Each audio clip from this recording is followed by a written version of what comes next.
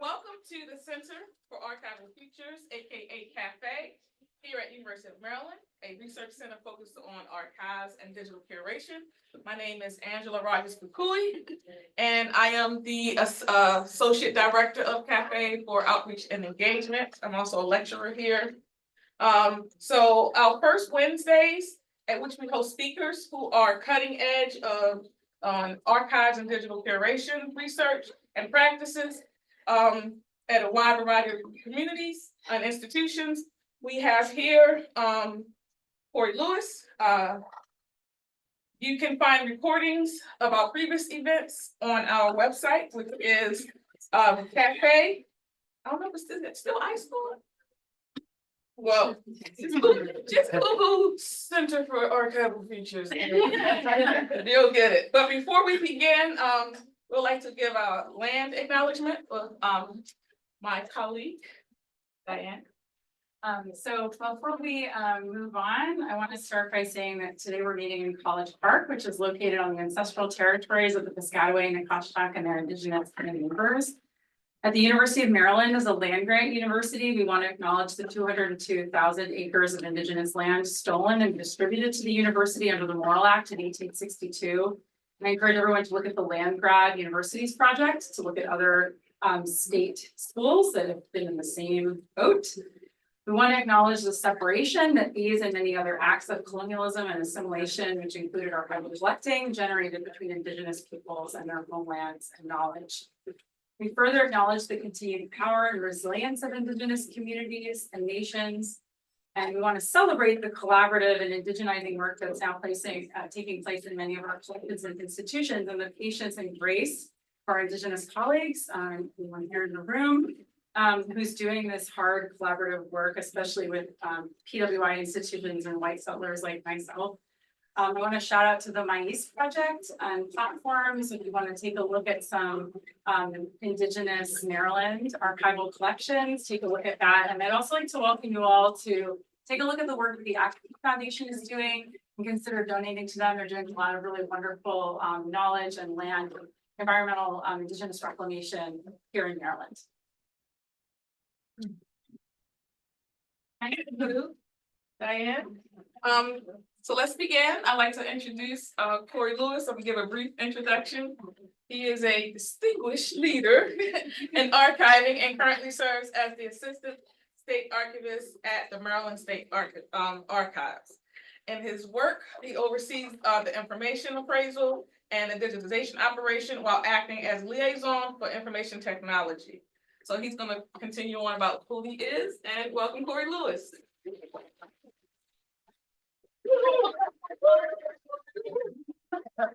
I'm wrong, and I apologize. My colleague here, Jessica, is going to announce some information for our students. Really quickly, not going to hold you up anymore. Students in the room, we're going to remind you that we have a new tradition, which is a bit of an oxymoron, but a new tradition that we're going to hold space for a student question at the beginning, if not for most of the time during our questions. So be thinking of your questions during and after this talk. I understand that the student archivists at Maryland are holding a finding aid workshop. You can head there after if you'd like to do that. And now we'll hand it over. Thank you.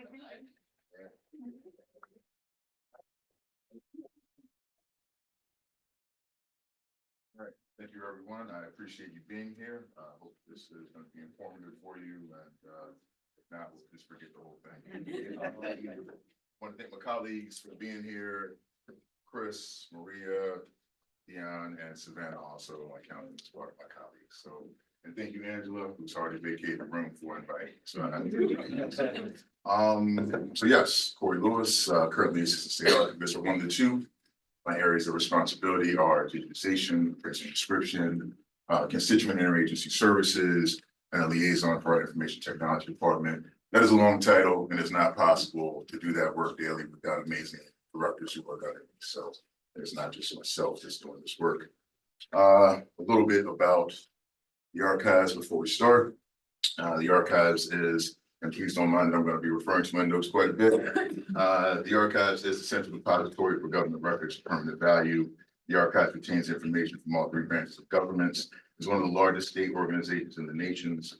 Our holdings date back from the state's founding in 1634 and include key documents such as Maryland executive, legislative, and judicial records. Our holdings amount to over 4,000 cubic feet. That includes over 3,000 paintings of value and other artworks either owned or loaned to the state. And we, in addition to that, have over 300 million images currently online. And that's growing every day through contemporary records we receive from either Land Rec, which is All Land Records, as well as Plats.net. So full disclosure before I start, I am not a historian, I am not a genealogist, I am not a researcher. As I said, my work is focused on digitization, electronic records policy, space management, and appraisal and description. So that's a picture of a much younger version of myself. I thought it's important to talk about how I started working with community projects, why I continue, and how it has evolved. So I have such respect and admiration for historians and researchers, the work that they do collectively, the interpretations and the discoveries and what these actually mean to the public. So within my skill set, I used to struggle to figure out how I could contribute to the general public. So as I mentioned, my journey began in 1999. I was fortunate at that time to start the archives where mass digitization was like a new thing for us, right? So we, at that point, were averaging between 5 to 9 million images a year. And that's kind of, unheard of, at that time, right? So I really began to enjoy digitization, digital preservation. It really was something I enjoyed doing, and I really enjoyed discussing. Around 2002, I began to work in an unofficial capacity, talking to anyone that needed assistance or simply wanted to talk about the projects. I found these engagements to be personally rewarding. So let's fast forward to 2015. I met Linda Tompkins Baldwin, who at the time was the Digital Maryland Coordinator at the Enoch Pratt Library, which now is, some of you may know, is Digital Maryland Online, which is a free resource to Maryland-based collections. Linda and I began to talk, and then she invited me to present in a series of regional presentations around the state focused on digitization and access for communities. What stood out to me during that time in these meetings was the large number of individuals I encountered who needed direction, guidance regarding the preservation of their records, photographs that documented their families or organizations' histories. It was at that time that I realized I wanted to be intentional in assisting communities lacking access to these archival resources and training. I truly enjoy the process of helping groups transform their concepts into tangible projects. I began dedicating my free time to this passion project by engaging with churches, clubs, small organizations, anybody that would want to talk and listen about the work. As I met with diverse groups, I quickly realized that while their backgrounds varied, the challenges they faced were strikingly similar: a lack of expertise, resources, and funding. So my goal began to develop a pathway forward that required nothing more than dedication and commitment from them to achieve their objectives. So again, in my view, it is important to identify your why. What is your reason for engaging with the community? It can't be self-serving, right? It has to be about what we're doing for the community, right? And what their goals are and putting them on a path to sustainability. So I believe I found my why in 2002, and again, it was reinforced in 2015. Again, wanting to contribute to the community within my skill set. So I feel this work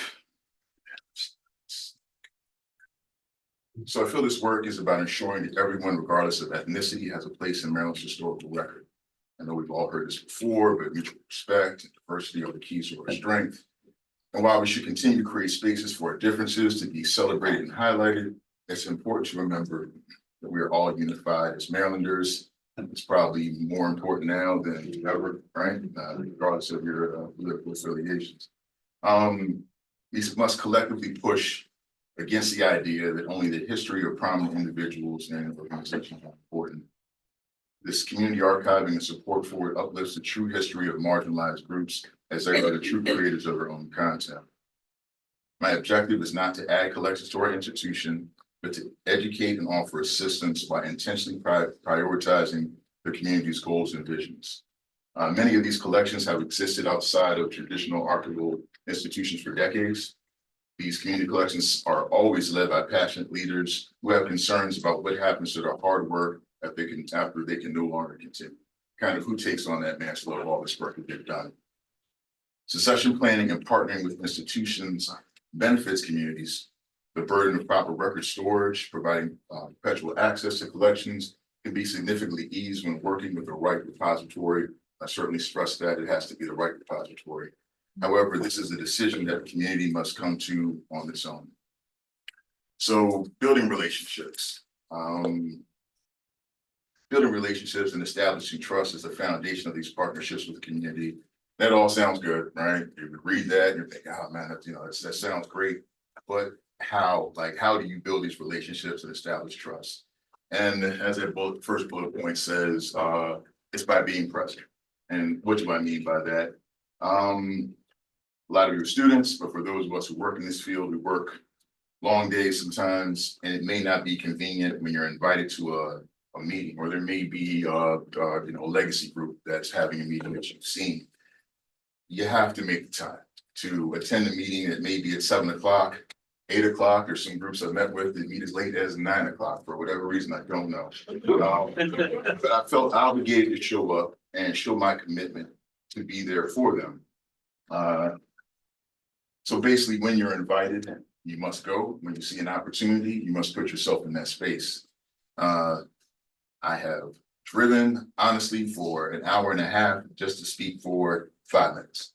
I went to one group and, essentially I had a 5-minute agenda. I didn't know I had 5 minutes. I'm not saying I wouldn't have gone, but the point was, as soon as my time was over, they said, thank you. We're going to close the doors to have a meeting internally. I didn't feel any type of way about it. It was okay. Listen to a great podcast on the way home. But it's the impression, right, that you're giving in that moment that lets them know you're committed, and it helps break down barriers that some others who have great intentions are just simply not able to cross. So, lack of a better term, putting sweat equity into your outreach goes a long way. Checking in personally. So, how do you sustain these relationships? So, that particular group, I continue to contact once a month, once a week, but reminding them that I'm around when they needed me. Simple things like, how have you been? What's going on in the world? Really just trying to establish and humanize the connection so they understand and see me more as a person than a position. Listening. So listening to learn more about the people you're working with and not just waiting for your turn to speak. So many people we talk to, right, are just simply waiting for their turn to speak. You might ask them to repeat back what you said, and they're like, huh? They weren't really at that time listening intently about what your true words are and what they mean to you. Excuse me. Sometimes community needs are greater than what I or any of us can provide.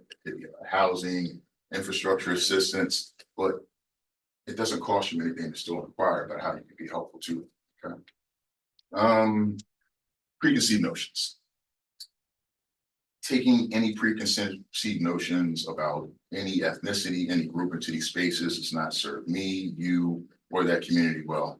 There's so much diversity within every community and ethnicity. So the assumption that you have connected with one segment of the community, and that means that now you know every person that looks that way, or every person that was in that particular religion, could not be further from the truth. That's why, again, you have to do your best to listen intently to any and everyone that you are fortunate to speak with. Each connection has followed a different path from me. There is no one approach that covers each situation. So while my efforts have not always produced any tangible results, and that's perfectly fine. Again, many groups I've spoken with, as I mentioned, have just said, thank you for the information. Thank you for your time. And in some cases, I have never heard from them again. And that's perfectly fine.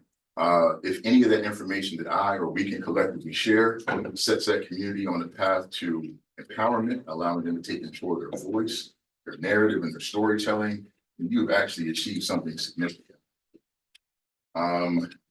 As I was kind of working on this, I was reminded to share some examples. I mean, honestly, beginning doing this, it's surreal to be talking about this. Excuse me.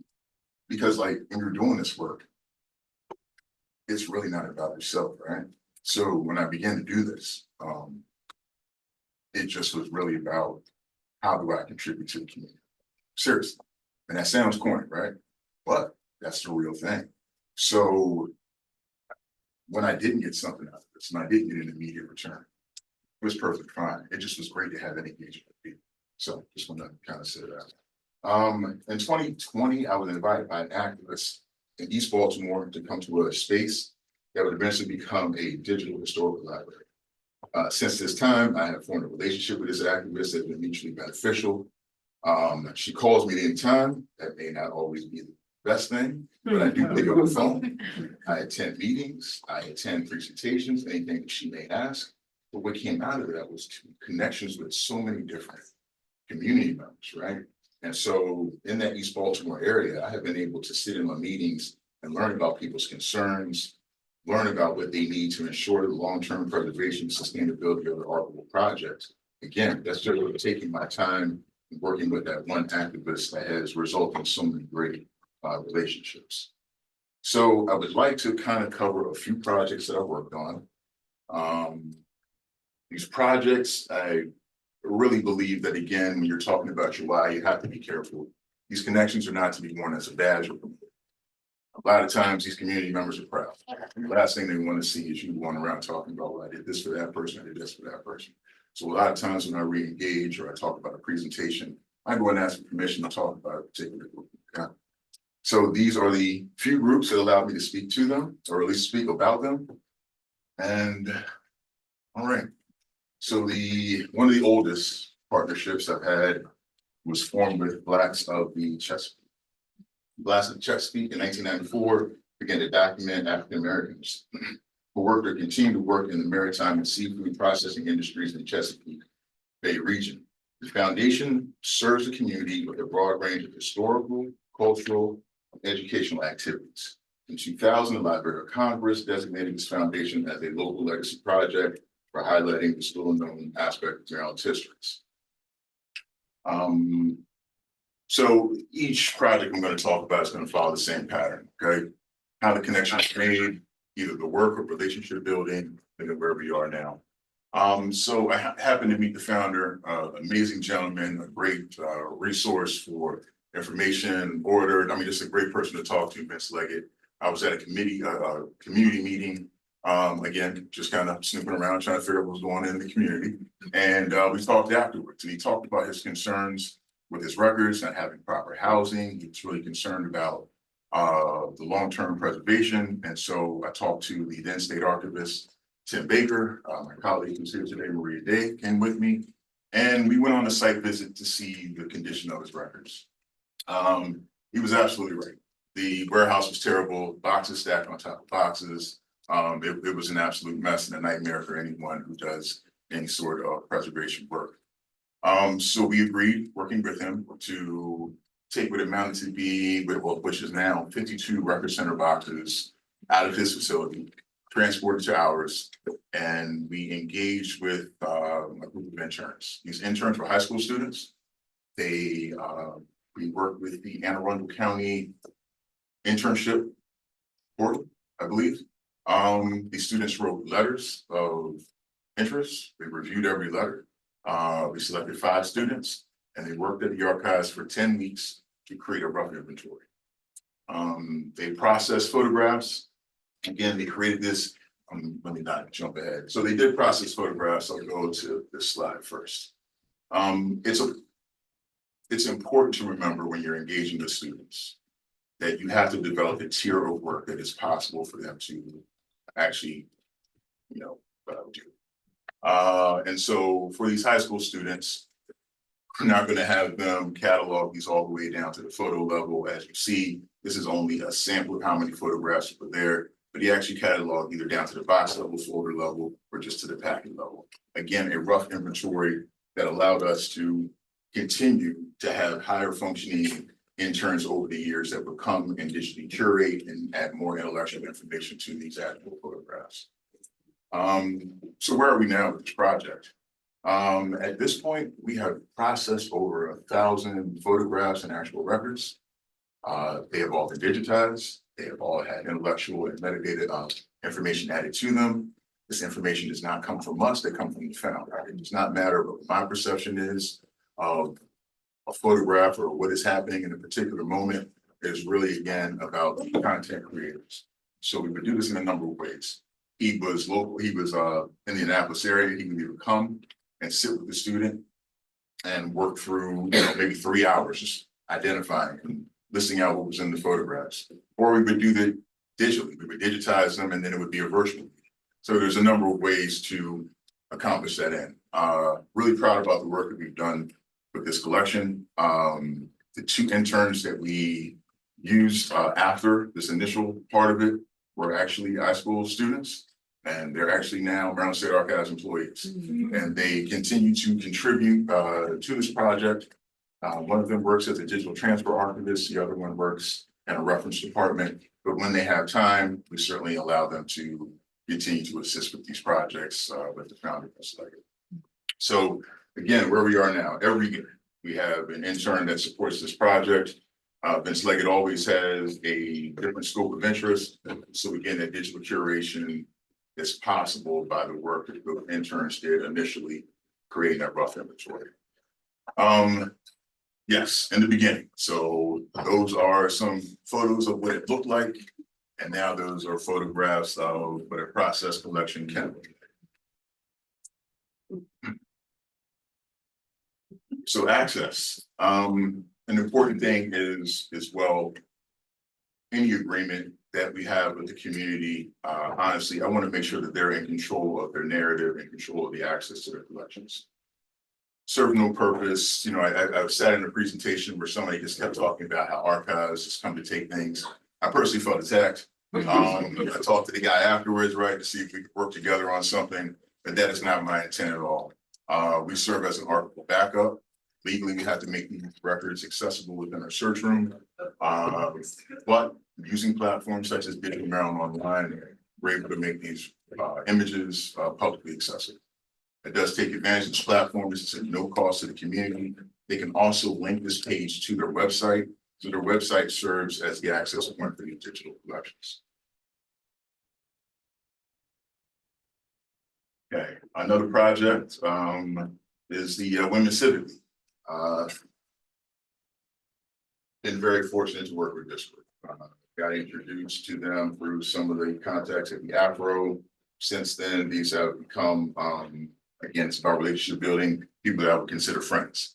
The Women's Civic League is the oldest continuous civic improvement organization in the United States. The organization was formed in 1911 to keep safe and healthy living conditions in Baltimore and to beautify the city. The Women's Civic League has sponsored the planting of thousands of trees throughout Baltimore and hosted the Flower Mart from 1911 to 1999. The Women's Civic League has made a priority of educating Baltimoreans about the city. The members have written and published pamphlets that offer reference guide to the city's leaders, community business, and city policies. Again, their words, they want to continue to be the oldest civic organization in the state of Maryland, and they want to keep civility alive for years to come while maintaining their uncompromising principles as they move forward. So again, contacted to discuss how to organize and preserve their records, and they were concerned about their long-term preservation. President Mayor Campbell, again, impassioned, takes seriously her responsibility to ensure that their records, their building, their facilities live on long beyond her time. It probably took us a year before we actually began to formally work together. These were just phone conversations. I would go to their site on occasion. They invited me to a few events. I attended, I had fun, it was okay. Again, maybe that's what led to greater engagement. I don't know, but whatever the button that needed to be pushed was eventually pushed. And they contacted us and said, hey, we want to donate our records or photographs. We want to really work with the archives. Great. We worked with them to create a work plan and have supplied interns. Again, this is not about our objectives, this is about their objectives. A lot of the records or a lot of the items that are in their possession will never come to the archives. We're not a storage facility for objects, but we still work to inventory everything that they're holding so they can make informed decisions about what to do with their collections moving forward. So I'm actually going there on Friday with an intern to show them the breadth of the work that we've done. We're excited to sit and meet with them again to continue to walk around their facility and see how else we can help. We're even looking forward to planning an oral history event. There's only 2 presidents that are living, the current and the last one. So again, you know, it's oral histories, it's storytelling. You got to capture them in the moment, right? Tomorrow is promised to know. So I'm hoping to next summer interview the entire Women's Civic League, as well as I said, past and former presidents, and really looking forward to building up to that eventual day. This is one of the spreadsheets, the collection number. I know it says Baltimore City Police Department on the left. Now, if I was to sort this, you might see as a creator, Women's Civic League, they actually took a lot of photographs in the surrounding area of the building. There was some construction being done at the time by the Baltimore City Police Department to take this picture. I did not tell, but they turned them over to the league. So again, they're in their holdings, and so now they're on the spreadsheet for them to make informed decisions about what they would like to do. They may not want to digitize, but again, they at least know what they have in their collections. Fairmont Heights Alumni Association. This is also one of my favorite groups. The Fairmont Heights High School Alumni Association has this amazing historical committee that partnered with the archives to, I'm sorry, let me go back. So this is actually one of the first African-American state-funded high schools in Prince George's County. I believe at one point, 2/3 of the county attended the school. Somebody can fact check me in real time if I'm wrong. Go back to my notes. I saw an article in the Washington Post talking about how they were trying to, one, preserve their building, how they were trying to create this historical archives. Just simply called the high school. And the high school put me in touch with this amazing alumni association. I met 2 people. So when they invited me to attend the meeting, to walk in and see all of these people, I was completely surprised. And again, so impressed. And that's what I mean about you have to be flexible with your plans. Going in and thinking that they need this, they need that, that's not what they needed. This group is highly intelligent, highly capable. They are well funded. What they simply needed was somebody to give them some training, a little bit of guidance, and that's how our relationship started. So I attended a few of their community collection days. Again, love the passion and the pride in this group. Invited them to the archives for a tour. I didn't hear from them for like 6 months. I thought I had said something wrong. I didn't know what was going on. They actually returned with a proposal that they worked on, where they are now funding students to work at the archives for a 10-week program to learn about collection development, records management training. These students will then go back to the school and train trainers, right? That type of thing. The agreement will be that these students will be funded, I believe, $2,000 for a year, 10-week program. The students have to qualify to be part of the program. And then when the school year begins, there'll be regular check-ins with the archives to monitor the work we're doing. I couldn't ask for a better outcome. They are in complete control of the narrative. They're in complete control of where they're headed. Again, well-funded. And for them to come up with this plan on their own, again, I commend this group entirely. So got ahead of myself because I didn't show the slide, but yes, you can reread. So yeah, so I'm waiting actually for the next meeting, and that would be with the school system to discuss how this program will start. But again, really amazed by this group. Again, your efforts may not produce anything immediately. 6 months went by, did not hear anything, and this is what they were working on. So again, great result to a little bit of outreach. Venice Beach Citizens Association. So Venice Beach is a group that actually came to us, came to the archives, to our special collections team. They have a historical archival committee. They were concerned about their governance records. They believe it's about 2 or 3 boxes they donated initially. We processed those records. Again, a lot of inactivity, but continue to call them and talk and discuss how we can continue to work together. What we decided was to do a number of collections days at their main facility. These collections days were centered around oral histories. These collection days were centered around photographs. Not only did we go to their facility to capture these oral histories, but we also hosted a day at the archives. I believe we collected over 18 oral histories. It was really a rewarding project to be able to sit and listen to each person's different shared history, different storytelling, different backgrounds. Was again rewarding for the interviewers, rewarding for myself. Again, tying in a number of things here. We're talking about collaboration. None of this can be done on your own.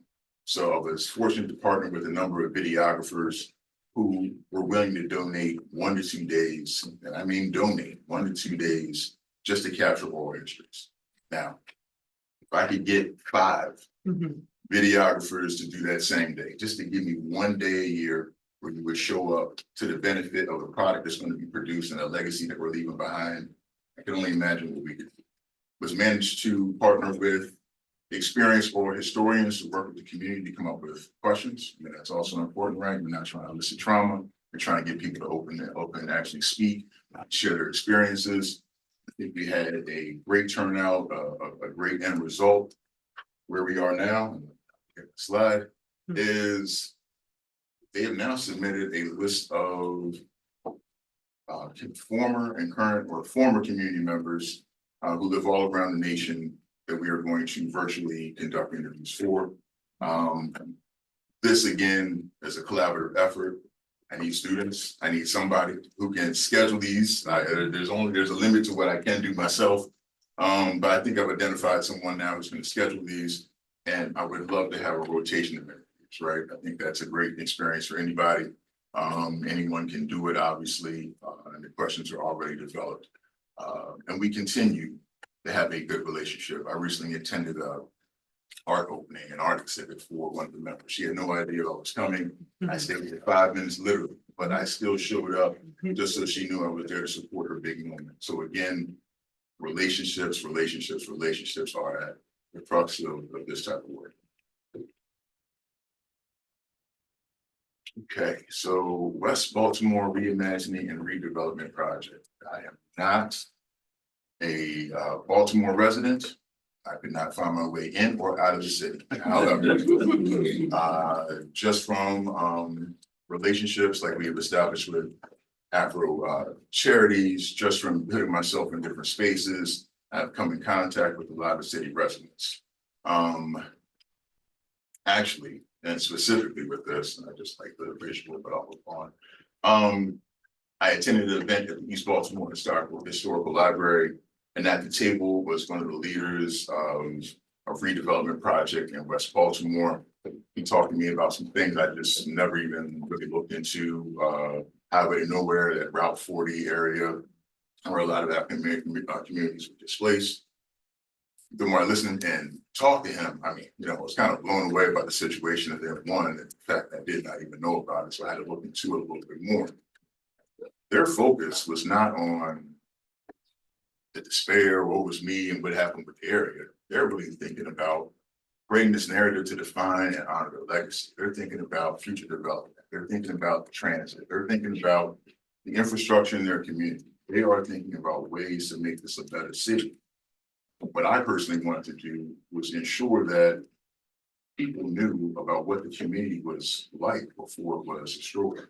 I mean, often we're driving through cities and we're looking at areas and, whether you're scared to get out of your car, you're thinking, this is the worst area I've ever seen. There are proud communities that live there, self-sustained communities that live there.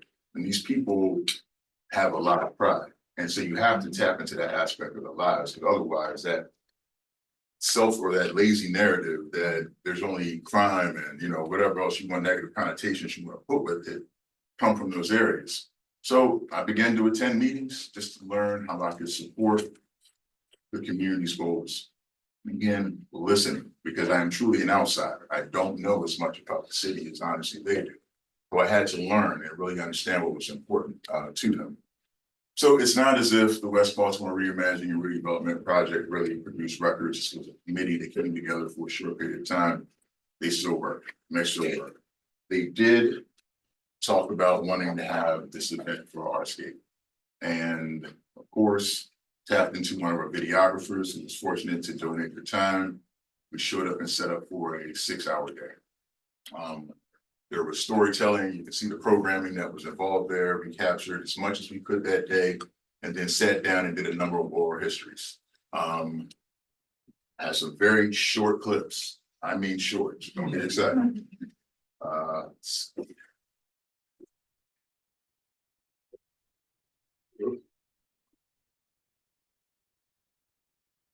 see that mouse, see what I can.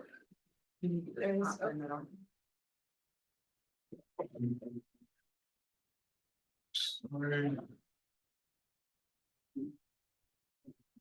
Of course, I should have practiced this one. There we go, there we go. Not Okay. you got passes off. So the first one is an actual Marion Blackwell, developer in the area. This is just her words about the day in West Baltimore. So much the first system. Once they said that, I think the idea will change. Once the idea changes, economics is going to change. And then we have to figure out to make sure that they have. So, couple things there. It's a short clip. She was amazing. And once we have this up there, I would share the link with anybody. I think her insight, her view on development, I couldn't have been more impressed with her than what I was. But she was just one of the community members. Again, my intention to be there though was to really talk to those who lived in the community and talk about their lived experience. Now we were at the Harlem Theater, which at one point was the only movie theater for African Americans, and it was an interesting day. There was about 30 people who were outside that did not come in because they were not sure. They didn't want to be on video, they didn't want to be on audio, but they kind of just wanted to know what was going on. So a few community members did come in. You know, I used to sneak in the little bags, the easy bags with the bologna sandwich, no cheese. Okay, they have cheese, but we had the bologna sandwich and the mayonnaise. You get something to drink. Okay, it's a short clip. Again, I loved her outfit. Her energy was great. She talked about real experiences being in the movie theater, right? That's what I was there for that day. She talked about the community, her parents, how they raised her, the people. Again, the pride that she felt, not talking about anything else, but the moments that really made her the person that she was. And so I really enjoyed that engagement with her as well. Next gentleman, again, very short clip. And but see back then, us as older, we took care of the community. We took care of them. Now, again, same thing, another great person to talk to, or I just mean the content, right? You could tell again that this man was so proud of where he came from. He could have cared less of what the area looked like around him. I'm not saying he couldn't have cared less, but the pride he felt was not diminished by how the area looked around him. And it was good to get a number of those type of interviews. Again, I want to talk to real people. Okay, I think we should all want to talk to real people. Again, making sure that these type of stories are preserved and accessible is the real history of these areas and not just this perceived history. Right. So it was an amazing day. Were there mistakes made? Absolutely. So the owners of the Harlem Theater, we were not able to capture them for interviews. I really felt bad about it that day, but we did 6 hours and at some point we kind of had to shut it down. I'm hoping that we're able to go back and engage in the community again, just to capture more stories just like this. So we'll see what happens next year. You know, I used to sneak in the Oh, little and bags. that's the other thing I learned, bags that with bologna to be sandwich. good No with oral cheese. histories, They didn't have cheese. because I didn't have an interview They to had do the it. bologna You sandwich. just have to sit there and look intentional, look down the page, down a couple times, say yes, okay, it keeps it moving, but I think that's all it takes to be a really good. So, no disrespect to anybody who does that. All right, so still.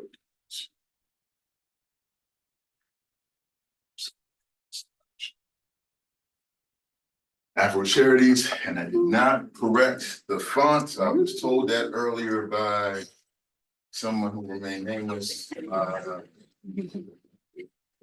Afro Charities, and you know, we should all know this, so again, I'm not talking about anything they don't know or shouldn't know. Afro Charities is a non-profit partner organization of the Afro-American newspaper.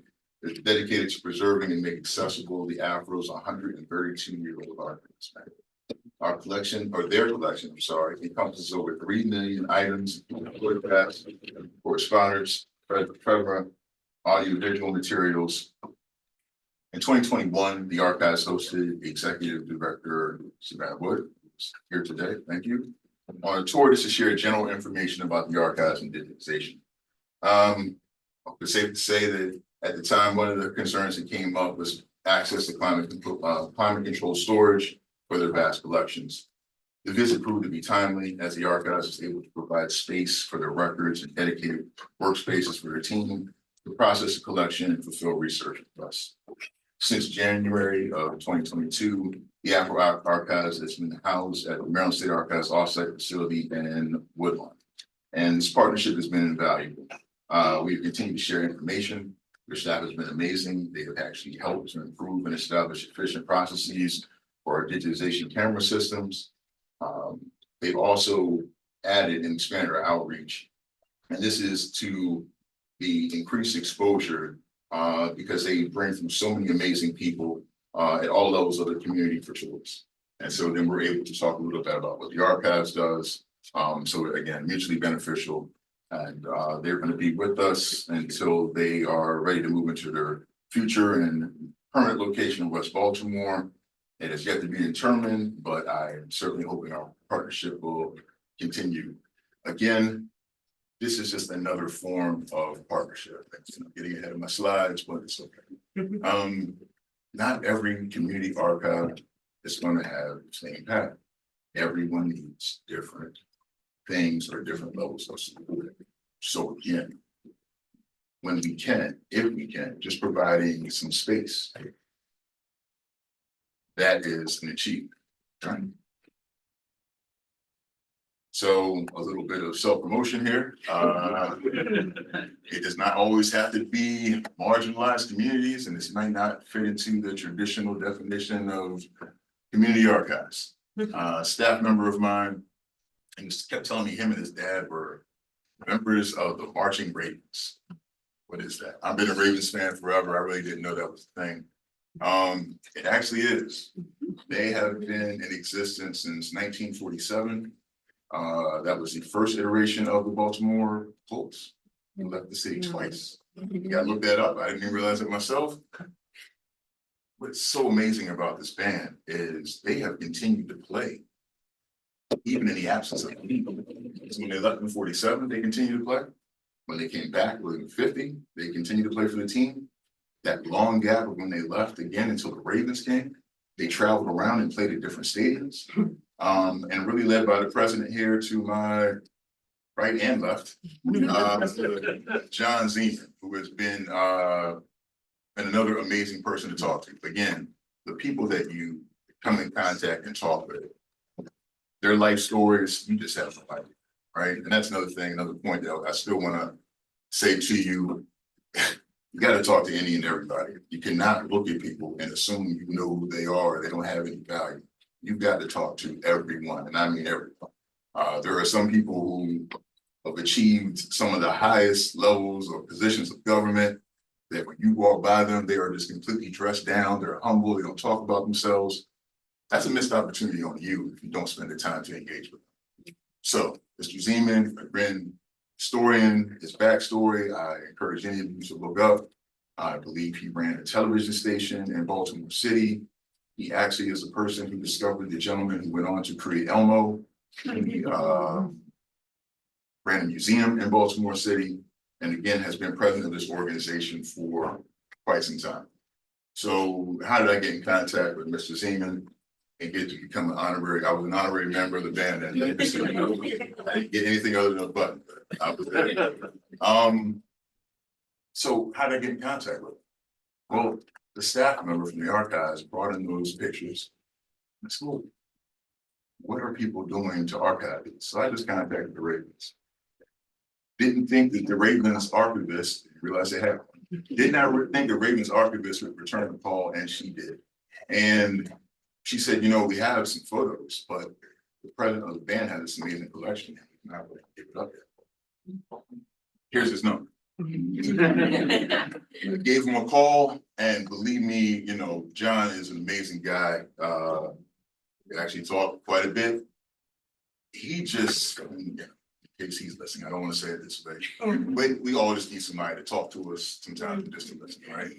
So John would start a conversation talking about the Ravens, and then it would get down to the silver collection, the USS Maryland. I mean, he would take me all over the map and back again, but it was perfectly fine. I enjoyed talking to him, an amazing person, so much history, so much knowledge. I would love to get him to sit down for oral history at some point. Don't make delve too far off into this, but if you Google him, he's got about 30, maybe 40 interviews are available on YouTube, already out there. That ties into another point that I won't talk about today, about how we need to have a little more collaboration and continuity, or a little more collaboration when we're starting these oral history projects. I don't think it serves the public well. They have 20 interviews of one person in 20 different spaces. Right. Then each interview is a little bit different because it's a different viewpoint from everyone. So for the people that's consuming this information, it's hard, right? You got to watch all of these. So I think that we need to have more collaboration within these projects. Might be a little bit touchy for institutions to think about it that way, but what are you working on? So maybe I'll focus on this. What are you working on? So I'll focus on that. Again, all that does is create better content and ensure that we're catching the true and full story. So John was just looking for the right repository. So after a few conversations, John decided to give us everything, which I had to put a full pause on it because we're talking uniforms, drums. He had everything. And I said, John, we can't take all that. So what we managed to do was work with the Ravens. They're going to take the uniforms, the drums, they're going to take all the objects.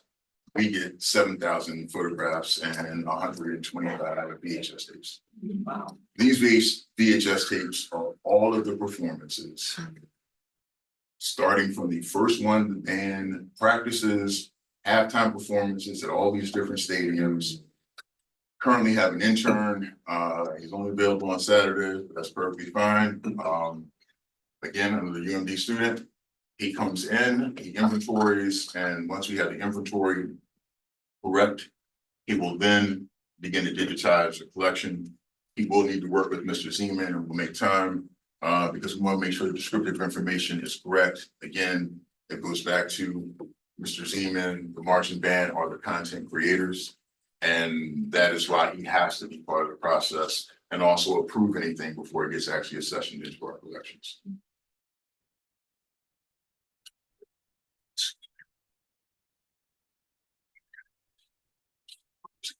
So resource sharing, again, community needs and meeting them where they are. Working again with the team with Tompkins Baldwin, the whole idea of Digital Maryland Online, at one point it was supposed to be like a digitization lab that people could rent time and come in, scan their records, bring in a hard drive, take the records out with them, right? Thought that concept was amazing. And so we have somewhat replicated that when we can. Now it does come with that quid pro quo that when we do digitize records, we get a copy. Again, these records are not made accessible online. It's only within our search room, again, returning the access and narrative back to the community. But again, it does add to the diversity of our own collections internally at the archives. People come in, they see themselves, right? And they know that this is space for training. We do all levels of training, collection development, inventory, light conservation. I don't want to say anything too evasive. We do this virtually for groups. We do this in person. So it runs the full gamut of, we've hosted workshops on applying for grants, all those things. So proud to be part of an organization that really doesn't just talk it. We walk the walk, we go out, we engage with the community, and we provide our resources as much as we can within our bandwidth. Advising, again, that goes back to creating those work plans, those sustainable work plans, that they may just take on and you never hear back from them again. But again, that is your contribution to that community, talking about the specifics, whether it's the digitization component, whether it's housing, whether it's the, correct materials, asset-free folders, where do I need, where do I get them from, all those things, as well as what might be the right repository to send your collections. Again, that is also the collaboration piece that's missing from a lot of this work. Your institution may not be the right place, and that is perfectly fine. It is not about us. It is about doing the right thing for their collections and making sure that they partner with the right repository. Access to digitization equipment. So this is a system that's at our rolling run facility. They said we've been digitizing records as long as I've been at the archives in the mass production way, and that's about 25 years, 26 next year. So this is a digital transition system. This system will take a job that used to be 6 months and make it a 2 or 3 month project.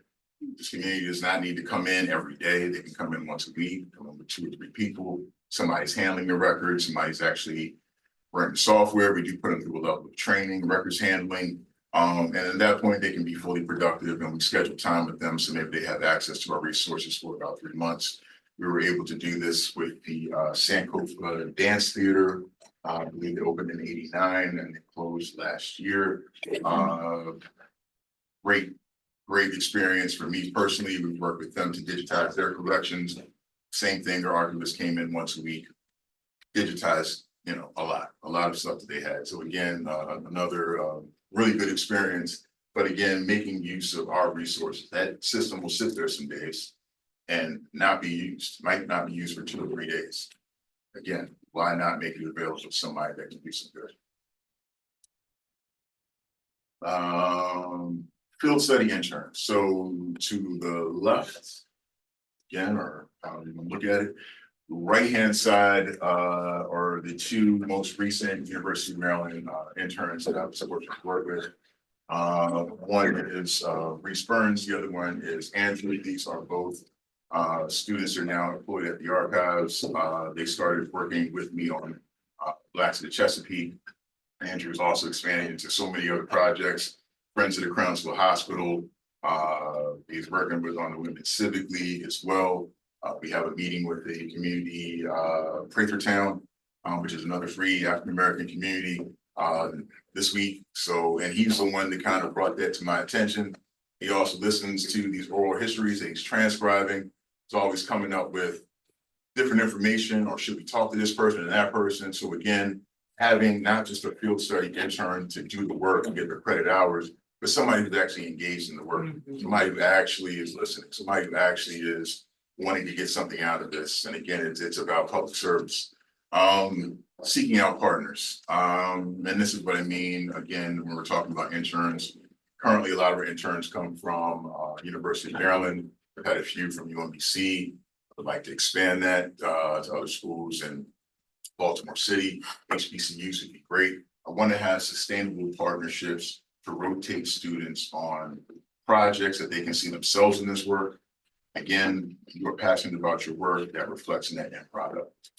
So it's not just about getting a field study intern, it's about getting the right one. Developing work plans, I've touched on that a little bit. How we develop a work plan that fits the actual skill set of the intern that we're working with.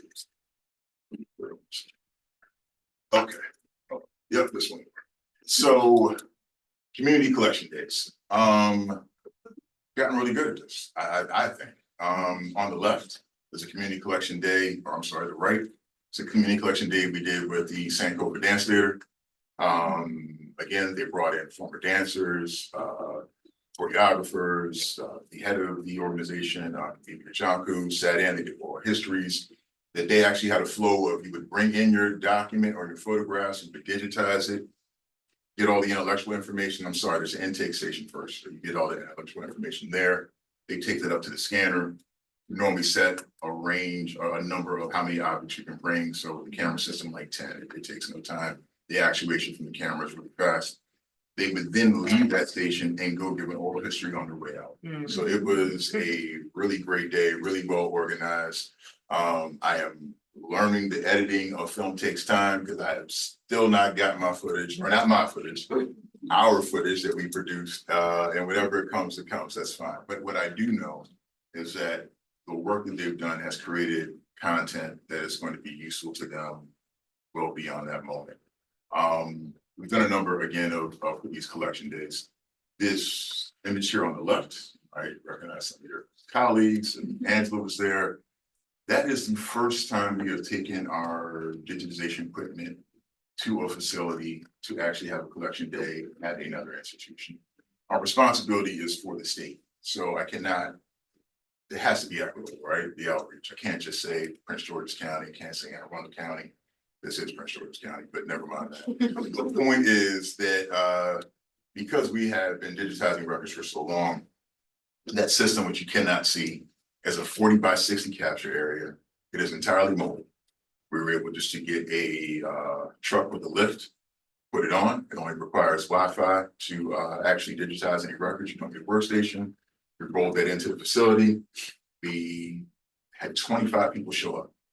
Wide range of records. They covered a lot of different subjects. They go into a particular memory bank. Really great first run at this. I thought we had a really great day, some really good engagement from the community. What I would like to see next year though are quarterly days all around the state. Again, trying to make sure it's equitable, that we are trying to reach everyone. I would also like to see some targeted days, right? And if we're planning this well enough ahead of time, an entire organization of people can get their records together and be ready for when we show up 3 months from now, and we can have an impactful and efficient day. I am about to close. I will just simply say that when I said it's, this is kind of surreal because again, this work is, I just feel like you should be. If you have the time, you have the capacity, you have the ability, you should be doing it. And again, you have to be doing it for the right reasons. This is not a badge. This is not about what I get out of this. Please remember, because you know one person of an ethnicity does not mean you know all of them. And so you have to talk to each and every person and bring them. That's it. Thank you.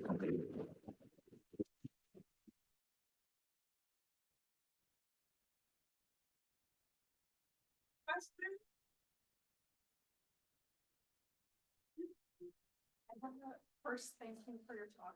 I have a practical question about your community collection day.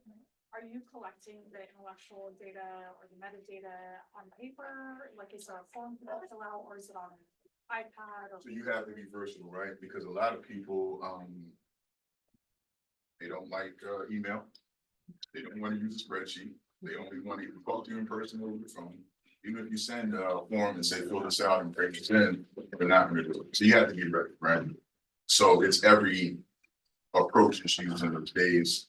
Again, if you bring something in, great, but otherwise we'll have an intake person that sits down with you, talks to you about your project, whatever your records, and then kind of gets in intellectual information. I mean, first, thank you so much for this talk. There's a lot that I'd like to follow up on, but I'm curious about what sort of struggles you faced within your institution trying to work in this way. Yeah, so, I've been at the archives again for 25 years, right? And so there was limitations to what I could do. And so that's why I said early on, it just was me going out, talking to anybody that would want to talk. And then the sweat equity part, we had an amazing staff, but people have lives outside of work. And not everyone is going to want to travel to this space and this space, and that is perfectly fine. So those limitations. Now that I'm at another level, I don't feel that burden as much, but I truly still believe that it's a collaborative process. There are limitations to what I can do, even with the bandwidth and the support of students, right? So when I get a good intern, man, I want to hang on to them because they're taking that initiative, they're doing all these things. I just got to check in with them every now and then. So it's that collaboration and support, but it has to come from not just within the institution, but outside the institution as well, so.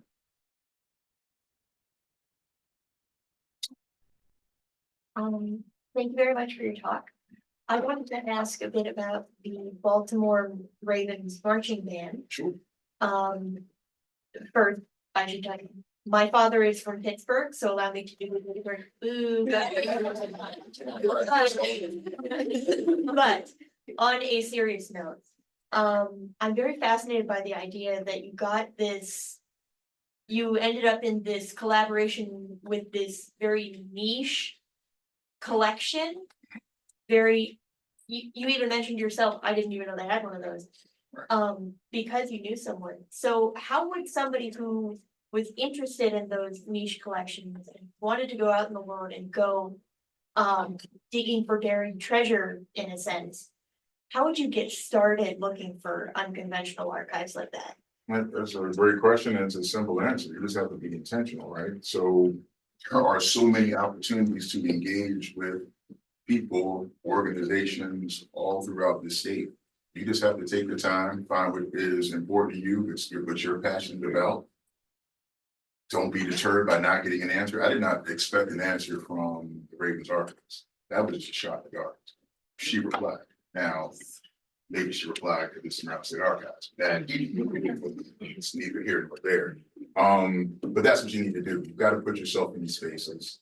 You've got to be intentional about what you're doing. A phone call doesn't work. You look up to see if there's a public meeting, you show up. Again, it's about being intentional, using not collaborators, but just other resources like, within the school, right? Angela, you got so many people around you who have contacts. So you need to push on those contacts as well. But the main thing I said, just keep it simple, be intentional about what you're trying to do, never take a no for an answer, and just being honest that you're not just there for the moment, but you're there to really see this project throughout. How do you approach material that might need to be restricted, either because of the donor's wishes or because of legal mandates from outside of your institution, or Yes. like that? Do you collect those materials still? Does it depend on what it is, or how does that work? So while we are in archives, it still is about access. So in some cases, again, you advise in my viewpoint to the level you can. And like I said, maybe your institution is not the right place for that collection. I don't, in my view, what would be the sense of collecting something that is completely restricted and you do not share with anyone, right? So again, you advise to whatever level you can, and then you empower that community to go on and make their own decisions. But we're not a storage facility, we're not a warehouse. And so if we are going to engage with someone, if there's portions of a collection that need to be restricted, absolutely work with that language to our standard deed of gift. Our archivists are well-versed special collections team in the appropriate language and the communication that needs to happen in those situations. But again, if it's not going to be accessible to someone, I'm just not sure that's, I don't want to say worth the time, but. Can I just follow that up? Sure. Sorry, but in terms of being a state archive, aren't we mandated to collect some legal material that might need to be restricted and things of that nature? Yes, absolutely. So we're dealing with government agencies. I mean, absolutely, right? So I could talk about the council records, like the one we retrieved over 90 boxes of patient files just due to legal regulations. So they never see the light of day. However, we are working to process those records at some point. That may benefit somebody, and it might be 100 years from now. The point is, we have them. It is our legal responsibility, it is our mandate, it is our quote unquote permanent records, and we're preparing them for one day, hopefully being accessible to somebody. Okay, thank you. Sure. You mentioned while doing work, but you like approached a lot of at-risk communities or dealing with like more sensitive topics. How can archival groups be able to hold like an ethics code to be able to address these communities in a like sensitive and intense, like in a sensitive manner? I try to stay away from anything that induces trauma as much as possible. right? And it may be a short-sighted view of it, but again, I want to foster engagement and more discussion and more collaboration and not deal with things that are, again, hard for anybody to potentially deal with. Again, this is all guided by the community. So if that's part of their story that they want to see put forth, and we're going to work with them the best as we can. But honestly, when we're talking like the highway to nowhere, when I showed up that day to actually work with that group, I had poster boards of the area that was decimated. And before I got out of the car, I said, you know what? I'm going to leave these in the car. That's not what they wanted to talk about. They didn't want to talk about what was left behind in that area and how they were displaced. Again, they wanted to talk about things. They gave them a sense of pride. So in my view, I kind of steer away from that as much as possible. And if the community wants to discuss that, well, then we'll address that. Since you are a state aid or private state agency, with the new political winds that we're facing,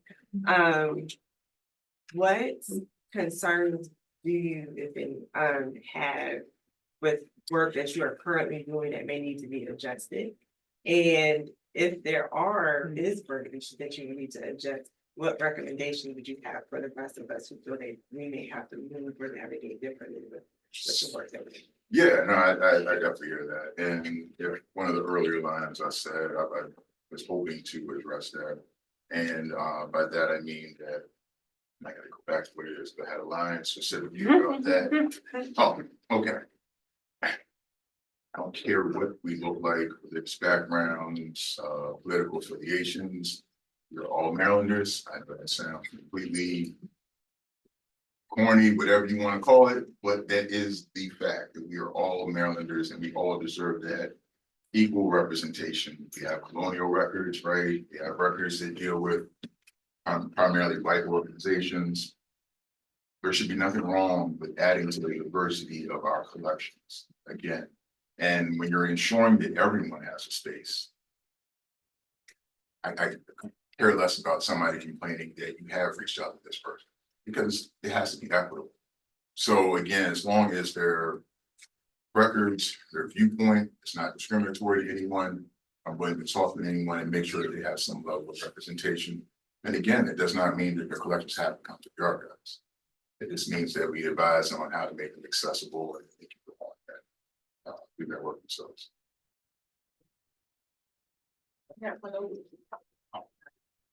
I want to thank everyone on and said thank you for this. It was really inspiring and like, yeah, the perfect thing for today, actually, this whole day, actually, Angela, it's been the good thing for today.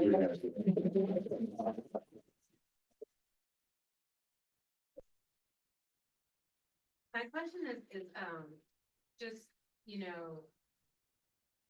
man, I don't know, do you have some clones? I mean, the trust building part of this is about showing up repeatedly, having long conversations when you've got like 3 meetings that day. Also, after hours Saturdays, I hear all of that and the nooks and crannies of what you talked about today. Yeah. And so the trust relationship is really about that relationship. Yes. It is about you, and it is about you listening and being there, but you're one person and you have a small staff, I think, and you have some interns. Right. And so I'm curious about how you sort of accustom the people with whom you're collaborating to the idea that it's not going to just be you. You know what I mean? Right. Because you're the one they trust, and then it's suddenly like an intern shows up. Right. And so how do you transfer that trust to your team, especially, yes. Yeah, those are all really good points. We've got a great special collections team that is, again, a small team of people, right? And they're responsible for a lot. Myself, and then even if we had a collections archivist, how much work can they do? And like a community collections archivist, how much work can they really do? That's why as this has kind of grown. To answer a couple parts of your questions, I don't want anybody to feel like they're being handled. So by that, I feel like I have to engage. Yeah. I don't want to have an engaging conversation And then the next thing they hear from somebody else who says, hey, he sent me here to now talk about this, because I'm now over here doing that. And so you can't handle it. You have to stay engaged, and that's why you gotta pick and choose. Again, I probably have taken on too much sometimes, right? And I'm forgetting things, and that's on me. I gotta do better with that. But that's because when these opportunities do come up, plant a lot of seeds. Who knows when people are actually gonna get back to me. I truly believe within the state, again, keeping it as the state of Maryland. There has to be collaborations between the institutions. And again, that one line in there about no matter how good somebody's intentions may be, they may not be able to break down certain barriers that others can. I do know, like, there's a lot of grant opportunities out there, and people are like, oh, we're gonna tell you how to put. Again, some people can't be reached by email. Some people just don't simply have, that ability, and that's not what you want them to do anyway. You want them to pour out their passion, intellectual knowledge into the project. So I would like to see greater collaboration between institutions and how we can partner for the benefit of the community. If there is enough out here, that there's a piece for everyone. And so nobody has to feel like, I want this, I want that. And that also goes back to the why. Why are we actually doing this? It cannot be about having that badge or saying I've collected this, I've collected that. It may mean I need to reach out to a different institution. There's a better place for your records to go. There's a better group for you to talk to who knows a whole lot more about that subject matter than I do. So those collaborations and being intentional, I think expands your outreach. I think you're doing a great thing by continuing to show up and have those conversations. Again, with those conversations, I would just simply say that we all need to listen. A lot of people just need somebody to listen, and just by listening, you're going to learn so much about these people. You're going to learn so much about what's important to them and how to connect with them. And then once you establish that bond, sky's the limit. You can ask for anything. The succession part of that presentation as well is important, because like the Fairmont Heights group, maybe everybody doesn't have 100 people, ready to work on the project, but they do have communities and members that they can tap into. So they have to kind of prepare generation behind them, other people to take on this work. So it doesn't all fall on us. Yeah. We're training them on how to move forward as a system. Can we get started around?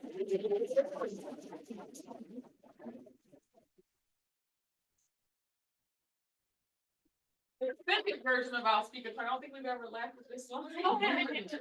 But we do have more to come.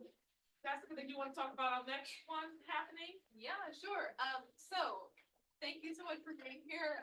Especially like everyone's coming for like an extra half hour. Thank you so much. Great engagement, everyone. Next month we're going to be hosting Anna Kehan, and she will be talking about her work on the Sujo project. That's the Saving Ukrainian Cultural Heritage project that went into effect pretty much immediately after the war in Ukraine was started. And so they've been working to create safe places for the digital metadata of objects that are in danger. So we'll look forward to that next month.